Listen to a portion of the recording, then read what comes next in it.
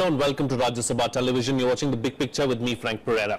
In a large-scale reform of tribunals, the government on Tuesday sought to reduce the number of these quasi-judicial bodies and bring parity in the service conditions of their officials. Among the better-known tribunals, the Competition Appellate Tribunal will now be merged with the National Company Law Appellate Tribunal. The Cyber Appellate Tribunal and the Airports Economic Regulatory Authority Appellate Tribunal will be merged with the Telecom Dispute Settlement and Appellate Tribunal. The Industrial Tribunal is to also perform the functions of the Employees Provident Funds Appellate Tribunal, and the Copyright Board will be merged with the Intellectual Property Appellate Board.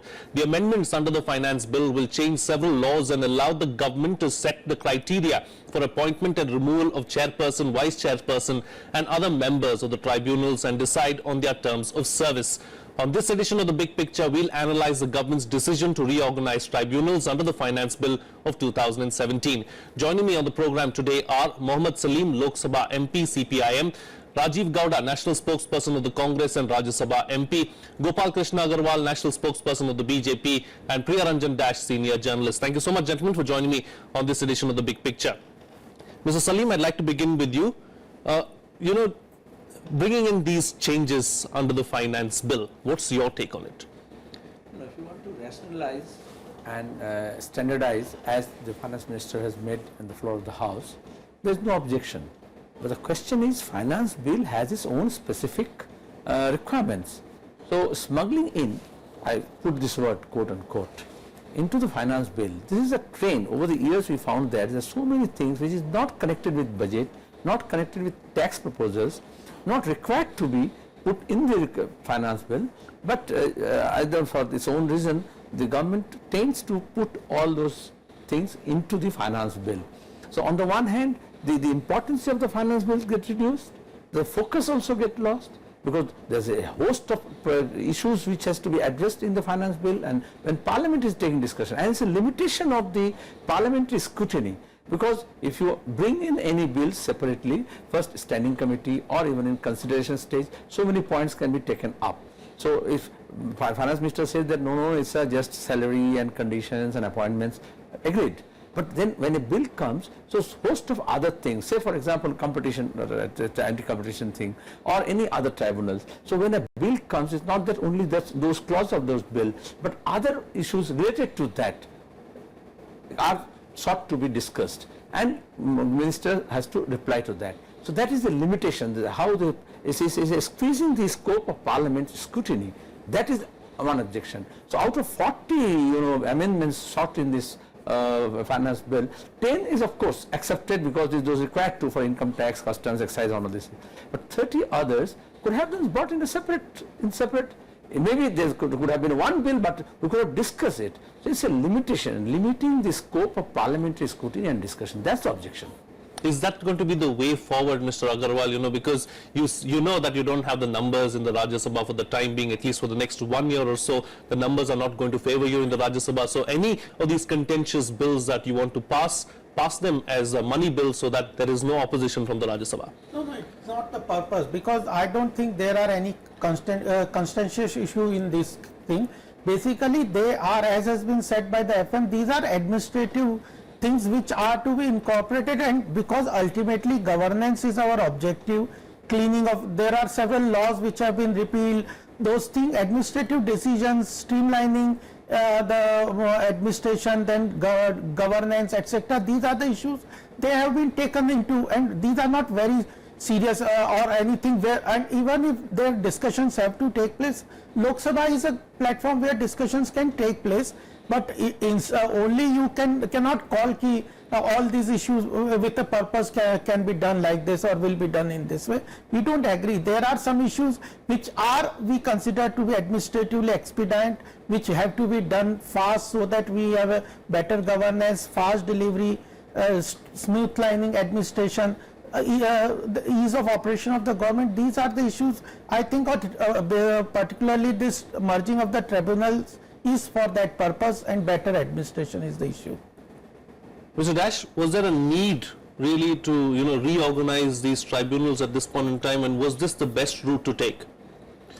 Well, in terms of there being a need, I think it's agreed that there is always a need to review the functioning of the tribunals and see if you could have better functioning by merging or changing the arrangements. So there is no dispute in that.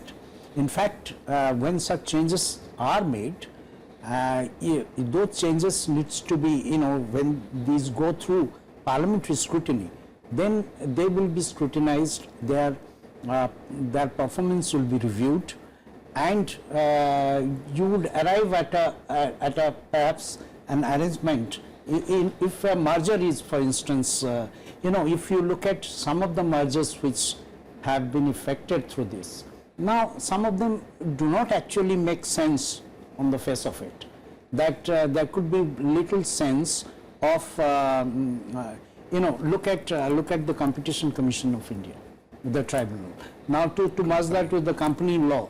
Now Competition Commission is a competition law is an emerging area, and it's for the future that it's going to be very important.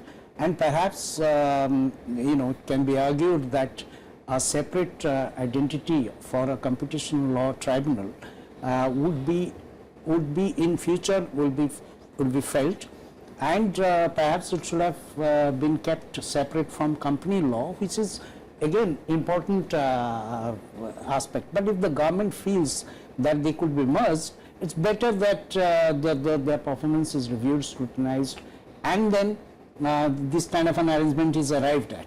So this is what, there is no harm in rearranging the tribunal systems that you have, but it must be done after a careful review, and so that the arrangement that you post review that you actually give effect to becomes more better streamlined and delivers. Sure, fair enough. Yes, Mr. Salim, you wanted to make a point. I totally agree with Mr. Dash.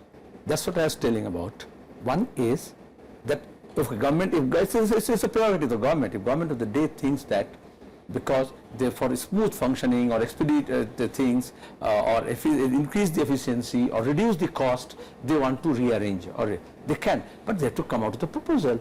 First, it should be studied properly, evaluate properly, and come out with the result. Let the people of the country know. There should be transparency. This government has come with a sense of talking transparency and accountability.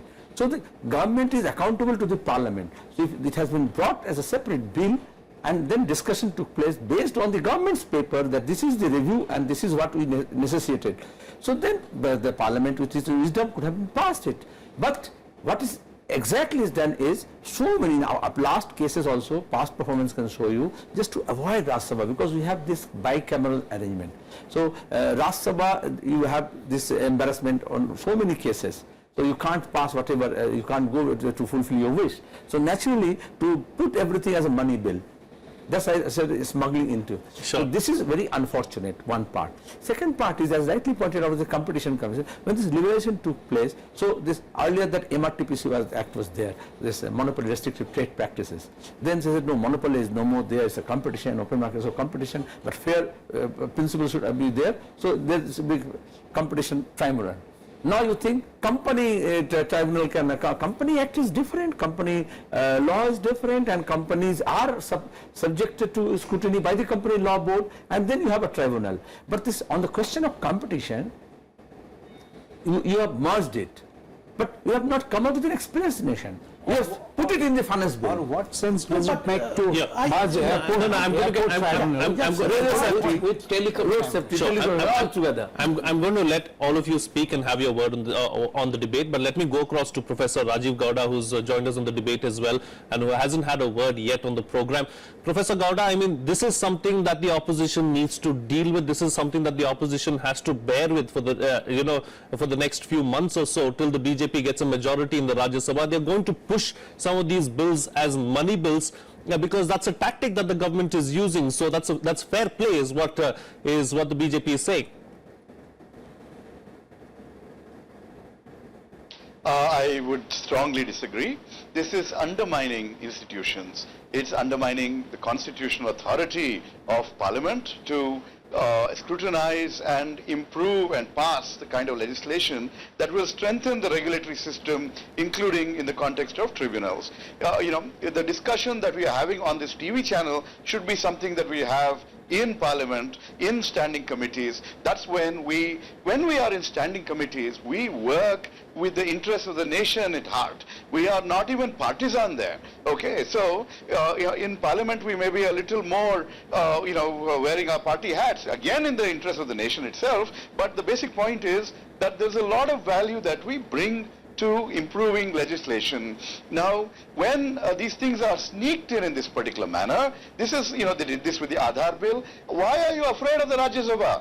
If you look at the number of bills that we passed, every one of them have passed because we have cooperated. We have passed multiple constitutional amendments. So it is not as if we are not constructive people there.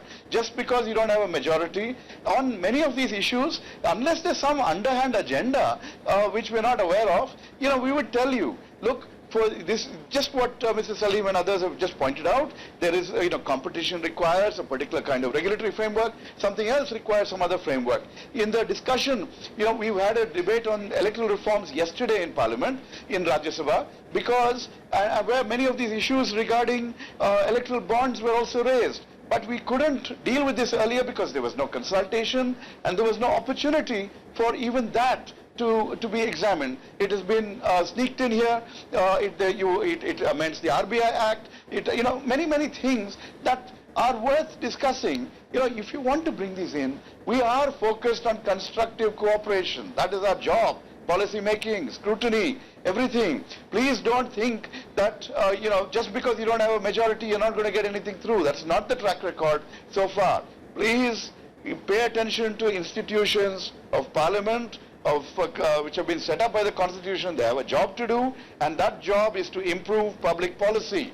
Do not bypass us. Do not do this underhand money bill business. It's becoming a very, very bad practice. Sends the extraordinarily wrong signals, and you start wondering whether this government really is going to stick to its rhetoric, or it's going to say one thing and do something entirely different. I'm very disappointed with Mr. Jaitley and the finance bill and all the changes that he has tried to sneak in there, with which is aimed at ensuring that we do not get a job, get to do our constitutionally mandated job to scrutinize and pass and improve legislation in the interest of the country. Fair enough. You made your points there.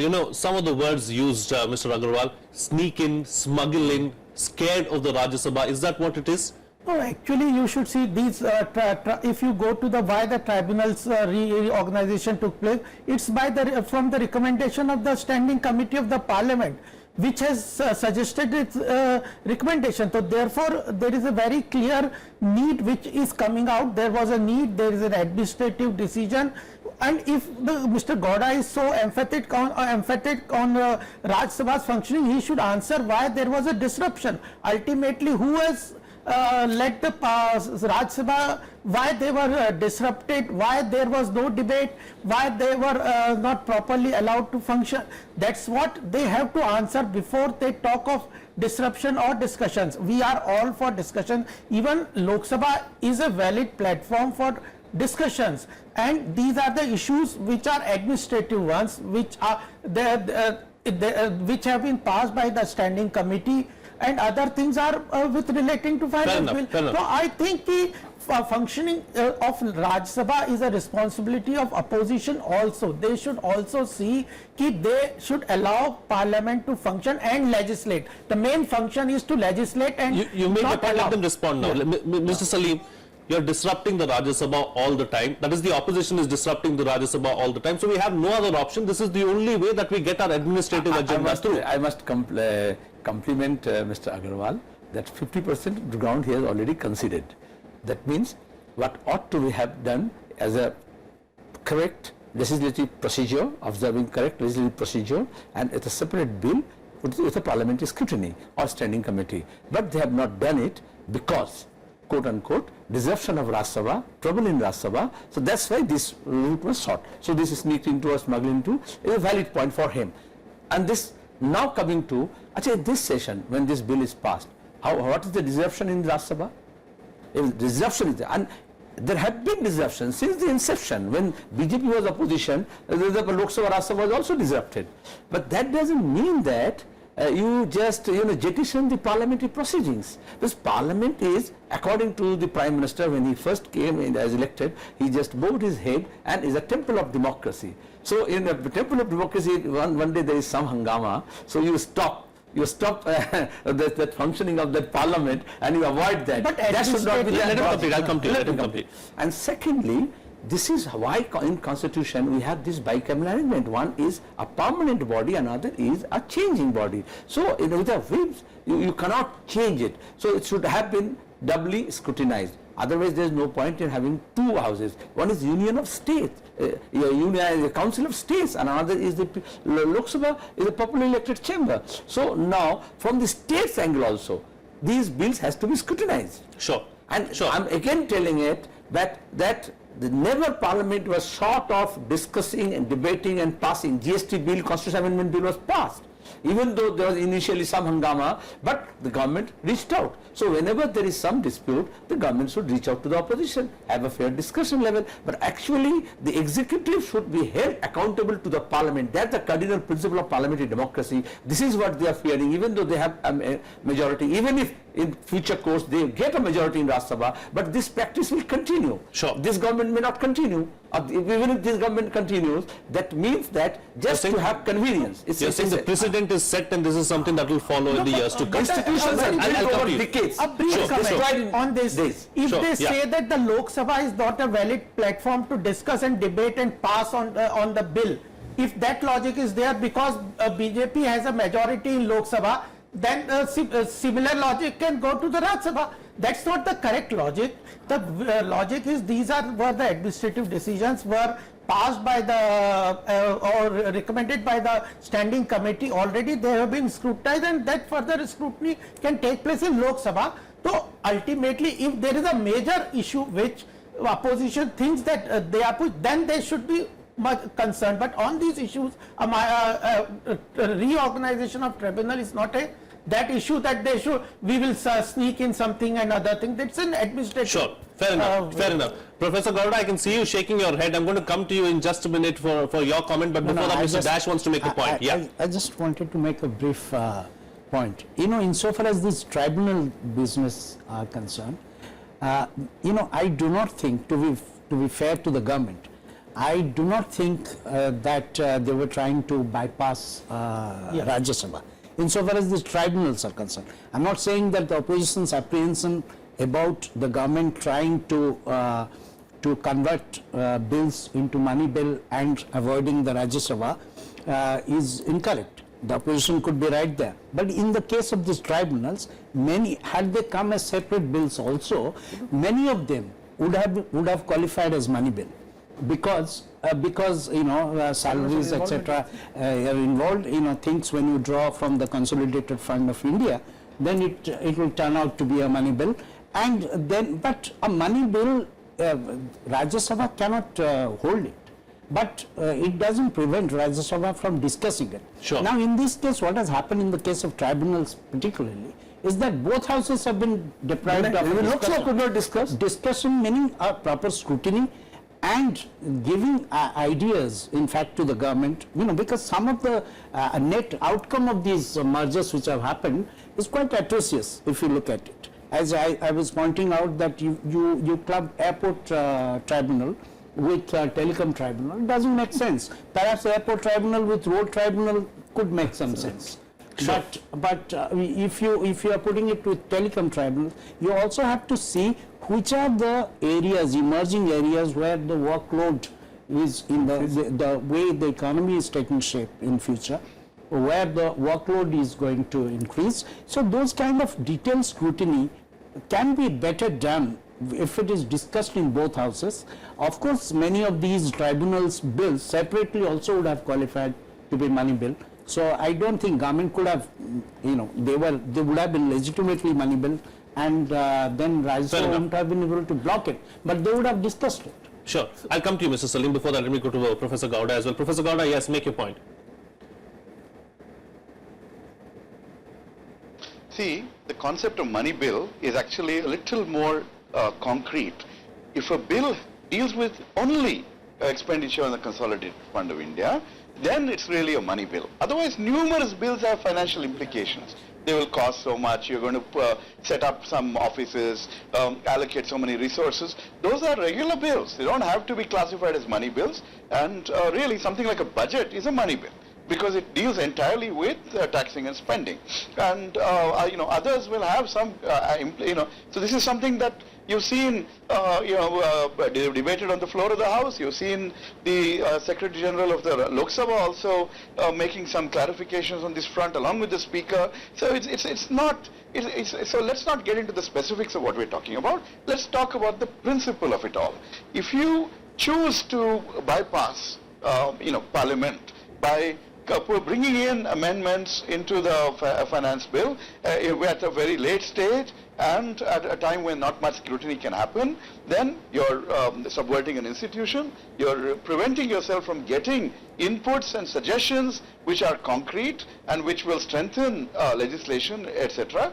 And then ultimately you are basically giving our House a sense that that we don't really have a role here, which is just totally inappropriate. If you think about my friend Gopal Krishna Agarwal's point about disruptions, as someone pointed out, the original book on parliamentary disruption is co-authored by Arun Jaitley, Sushma Swaraj and Venkaiah Naidu. They are the authors of it. We are just students who are learning from their wonderful innovations on that front. Let's not get into but that. The point I want to make Professor is Gowda, that let's not get into disruptions have that. not taken place.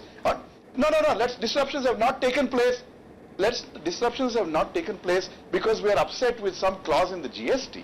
Disruptions have taken place because there is some lynching of someone on the suspicion of eating beef, some doctored tape has been released and someone is arrested for being anti-national. These are disruptions that have been taking place for other issues which are, when the nation is in ferment, which the government refuses to acknowledge or address. So disruptions take place for a variety of reasons. Sure. And Parliament has functioned. The amount of bills that we have passed in the last 2.5 years of my being there, which is about the same amount of time as the Modi Sarkar has been there, is phenomenal, including bills like the land boundary agreement, which the same people who pushed it this time opposed very vehemently when they were in the opposition. Fair enough. Bangladesh Okay. one That's what I was telling. So, I No, let him complete and come to it. anything, the basic thrust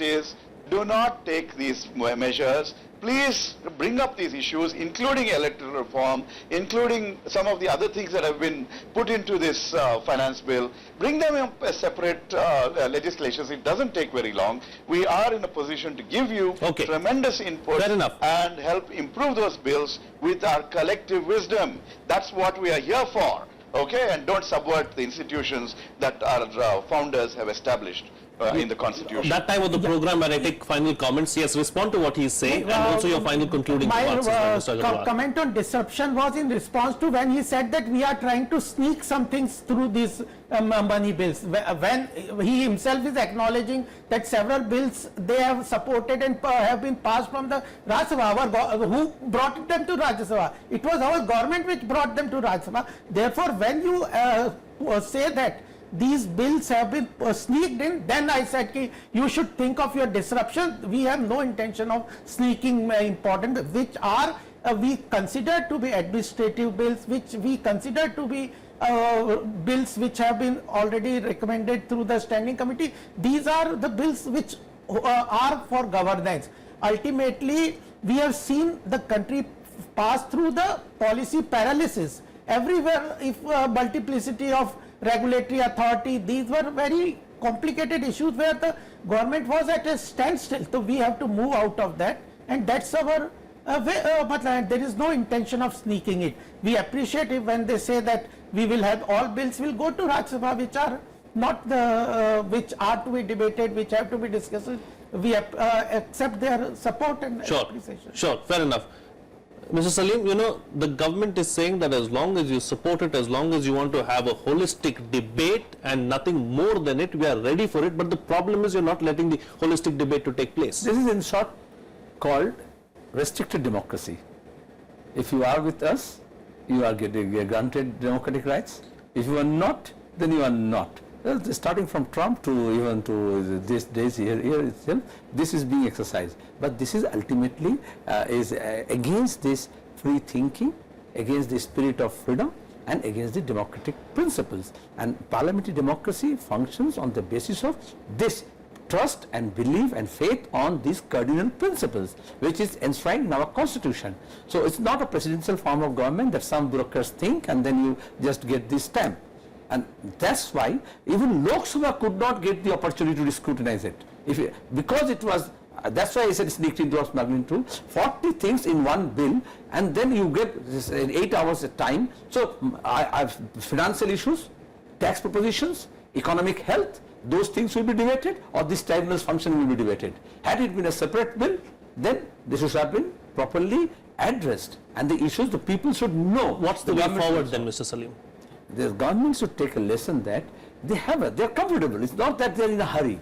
They are not going to be paralyzed also. So let them function in a normal way, having principle, observance of these principles of the constitutions and some respect for the parliamentary democracy. And equality of these two houses is not there in the constitution. But whatever right these individual houses are having, this due recognition has to be given. No shortcut. Fair enough, fair enough. Mr. Dash, you know, is the apprehension of the opposition at this point in time justified? Yeah, I think there is bound to be serious concern about the way 40 amendments were dovetailed into the finance bill, and amendments seeking changes into other laws. For instance, company law, you know, in the case of political, corporate donation to political parties. Now, you know, the existing provision is 7.5% of your net profit average of 3 years.